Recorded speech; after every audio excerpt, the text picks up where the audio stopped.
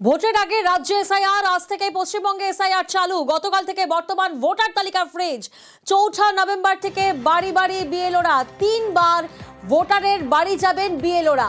2002 এর তালিকার সঙ্গে ভোটারের নাম যাচাই করা হবে। খসড়া তালিকা নিয়ে ডিআরও এবং সিইও কে অভিযোগ। মৈত্রীর প্রতিনিধি আমাদের সঙ্গে রয়েছেন, সরাসরি মৈত্রীর কাছে যাব। মৈত্রী, বিভিন্ন প্রশ্ন প্রত্যেকের মনে আসছে, কাদের নথি জমা দিতে হবে, কাদের নথি জমা দিতে হবে না, কারা পাবেন এনুমারেশন ফর্ম, কি জানা যাচ্ছে?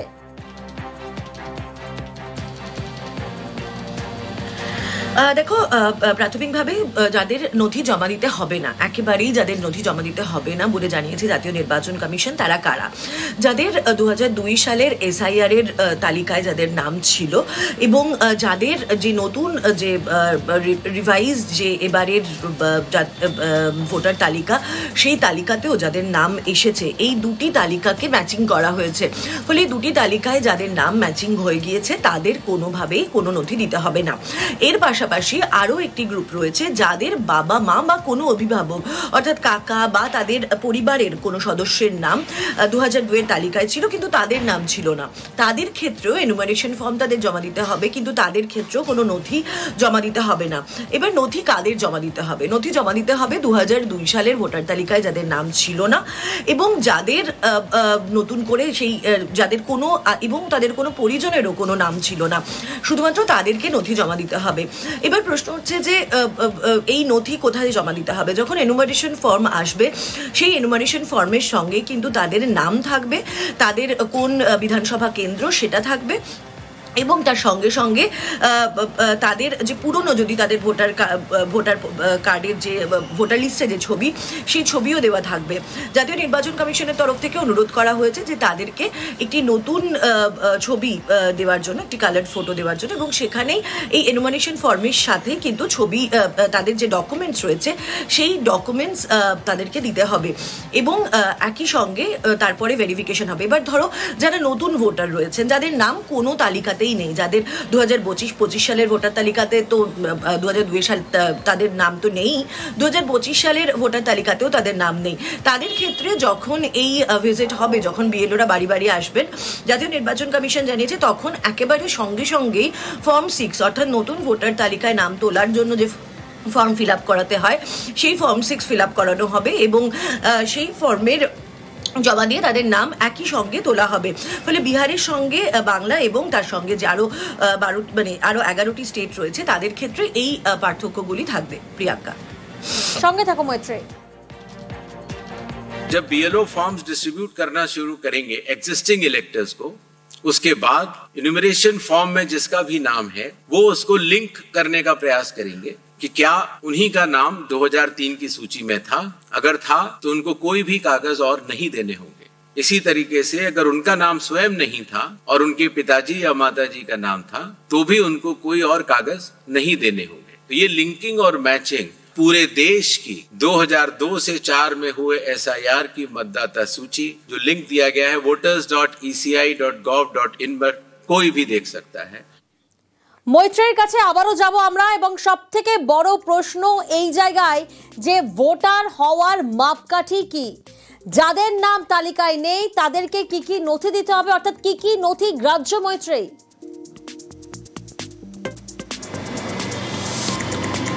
দেখো, ভোটার হওয়ার মাপকাঠি 4টে রয়েছে। জাতীয় নির্বাচন কমিশনের যে ম্যানুয়াল রয়েছে সেই অনুযায়ী তাকে ভারতীয় নাগরিক হতে হবে, অন্ততপক্ষে 18 বছর বয়স হতে হবে এবং সেই কনস্টিটিউয়েন্সির অরিজিনাল রেসিডেন্ট হতে হবে এবং তাকে আইনগতভাবে তাকে কোনোভাবে ডিসকোয়ালিফাই করা হবে না।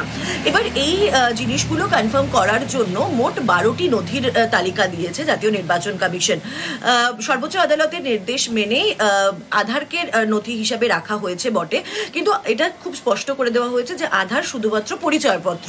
ফলে শুধু আধার দিলে কিন্তু ডকুমেন্টেশন কমপ্লিট হবে না, সেক্ষেত্রে আরও যে 11টি নথি আছে তার মধ্যে যে কোনো একটি নথি দেওয়া যেতে পারে। এবার এই 11টি নথি কি কি?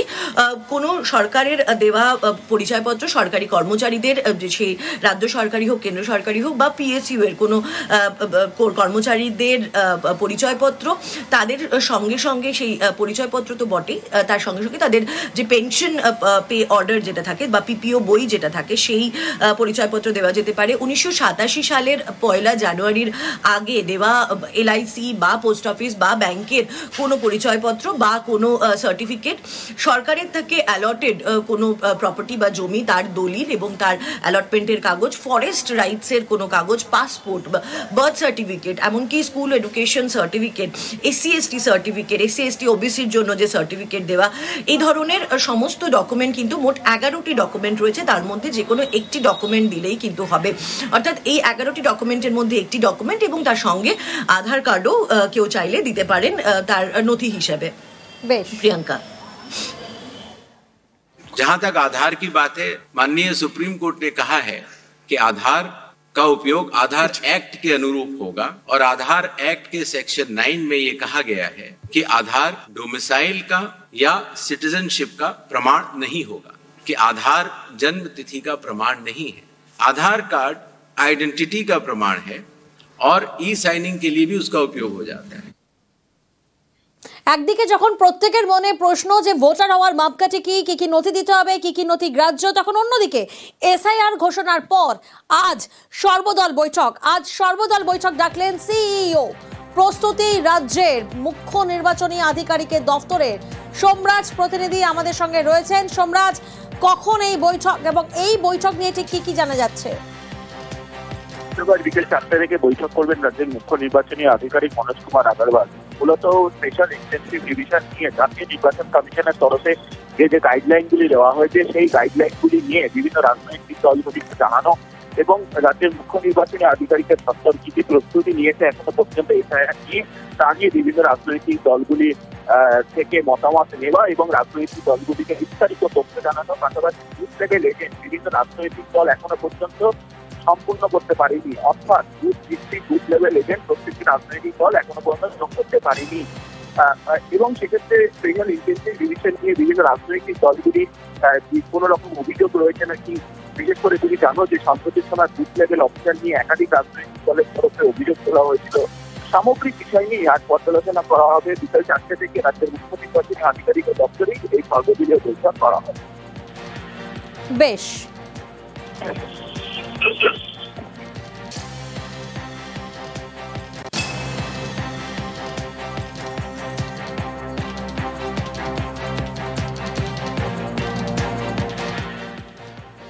জেলা শাসকদের সঙ্গে বৈঠকে কমিশন। রাজ্যে এসআইআর ঘোষণার পরই বৈঠকে কমিশন। আজ জেলা শাসকদের সঙ্গে বৈঠকে কমিশন। সর্বদল বৈঠকের আগে সিইও এবং ডিএমদের সঙ্গে বৈঠক করবেন। আজ থেকে বিএলওদের এসআইআর এর ট্রেনিং দেওয়া হবে।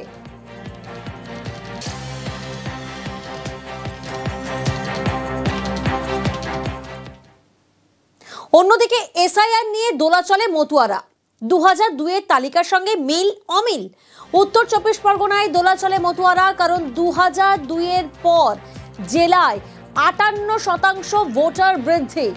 58%-এর বেশিরভাগই মতুয়া। প্রতিনিধি অনিরুদ্ধ আমাদের সঙ্গে রয়েছেন, সরাসরি অনিরুদ্ধর কাছে জানবো। অনিরুদ্ধ, এই যে 58% ভোটার বৃদ্ধি হয়েছে, যেখানে বেশিরভাগই মতুয়া, তারাই এখন সব থেকে বেশি দুশ্চিন্তায়, কেন?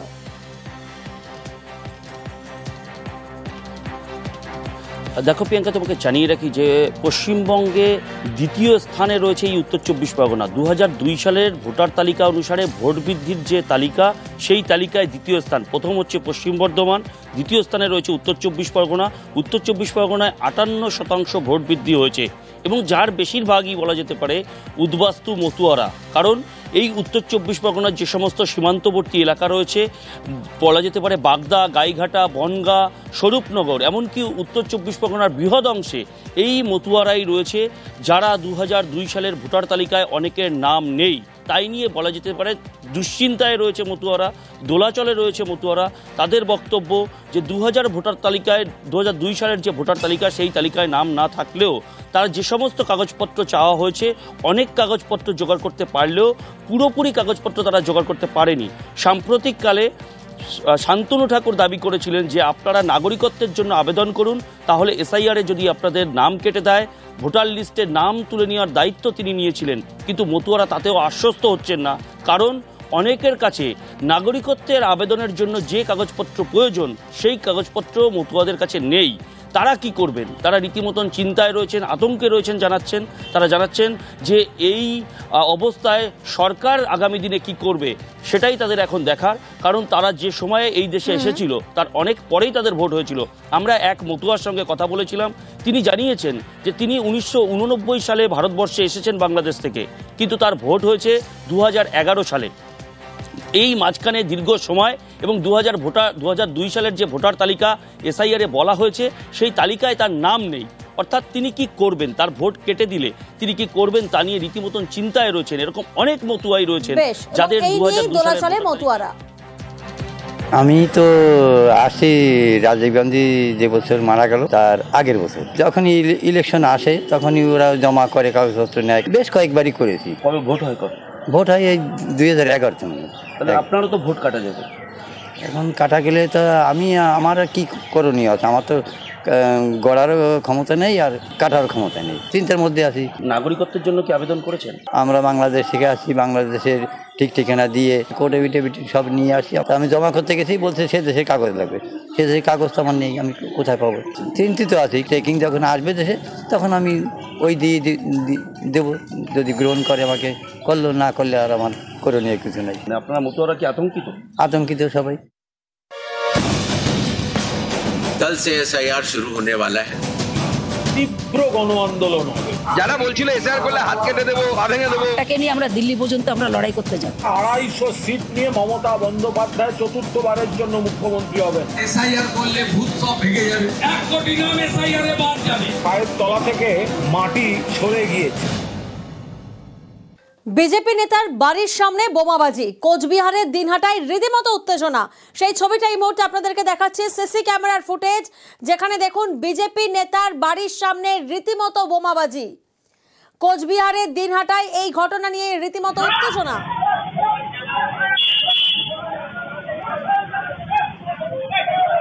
প্রতিনিধি শুভঙ্কর এই মুহূর্তে আমাদের সঙ্গে রয়েছেন, সরাসরি শুভঙ্করের থেকে একবার জানবো, শুভঙ্কর, কাদের বিরুদ্ধে এই অভিযোগ এবং কি নিয়ে এই উত্তেজনা?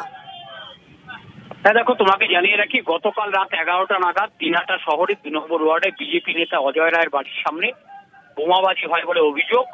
এবং বিজেপি নেতৃত্বের বিজেপি নেতা অজয় রায়ের যেটা অভিযোগ, যে উত্তরবঙ্গ উন্নয়ন মন্ত্রী উদয়ন গুহর পুত্র সায়ন্তন গুহর নেতৃত্বে কিছু দুষ্কৃতী ওই বোমাবাজি করেছে। যদিও তৃণমূল নেতৃত্বের যেটা দাবি, গতকাল ছট পূজা ছিল, সে উপলক্ষেই রাস্তার মধ্যে কিছু ছেলে চকলেট বোমা ফাটিয়েছে, কোনো বোমাবাজি করা হয়নি।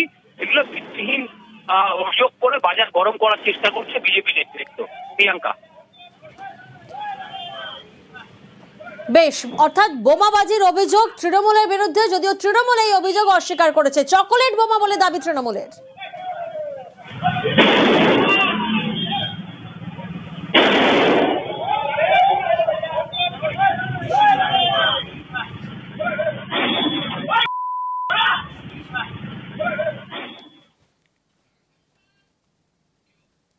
ঘূর্ণিঝড় মন্থায় সতর্ক বাংলা, ধেয়ে আসছে তীব্র শক্তিশালী ঘূর্ণিঝড় মন্থা। আজ সন্ধে বা রাতেই অন্ধ্রপ্রদেশে ল্যান্ডফল হবে। অন্ধ্রের মছলিপত্তনম এবং কলিঙ্গপত্তনমের মাঝে ল্যান্ডফলের সময় গতিবেগ ঘন্টায় 110 কিলোমিটার। আরও একবার আপনাদেরকে জানাবো, আরও একটি ঘূর্ণিঝড়, এবং এই ঘূর্ণিঝড়ের নাম মন্থা। ধেয়ে আসছে তীব্র শক্তিশালী ঘূর্ণিঝড় মন্থা। বৃহস্পতিবার পর্যন্ত মৎস্যজীবীদের সমুদ্রে যেতে নিষেধ করা হয়েছে। ঘূর্ণিঝড় মন্থায় সতর্ক বাংলার উপকূলও।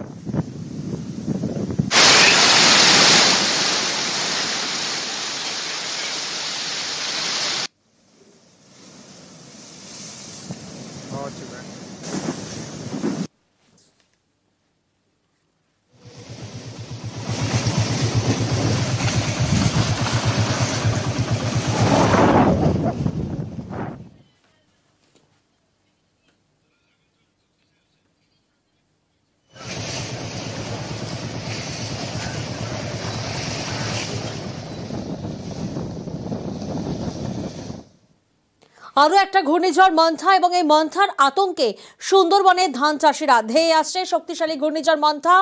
বাংলার উপকূলে বৃষ্টি ঝোড়ো হাওয়ার শঙ্কা, ধান পাকার সময় ঝড় বৃষ্টিতে আতঙ্ক, উপকূলে ধান চাষে ক্ষতির আশঙ্কা রয়েছে।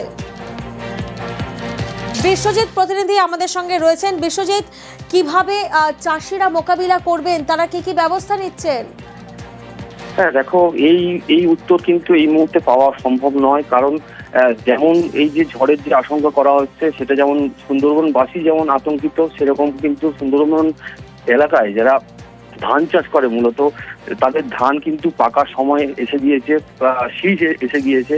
তারা যেটা মনে করছে যে এই মুহূর্তে যদি বৃষ্টি হয় এবং বৃষ্টির মাত্রা বেশি থাকে, জল জমে যায়, তাহলে কিন্তু মাঠের ধান মাঠে পড়ে থাকবে, একটাও ফসল তারা কিন্তু বাড়িতে তুলতে পারবে না, এমনটাই কিন্তু মনে করছেন। এবং সেই কারণে তারা রীতিমতো কিন্তু একটা উৎকণ্ঠার মধ্যে রয়েছে। তারা যেটা মনে করছে এই মুহূর্তে ধান আর কিছুক্ষণ আর কিছু সময় বাদে হয়তো আর একটা মাসের মধ্যে ধান তোলার সময়, এবং এই শেষ মুহূর্তে যদি বৃষ্টি হয় তাহলে কিন্তু চরম ক্ষতির মুখে পড়তে হবে সুন্দরবনের এই প্রান্তিক এলাকায় এই সমস্ত যারা চাষি রয়েছে।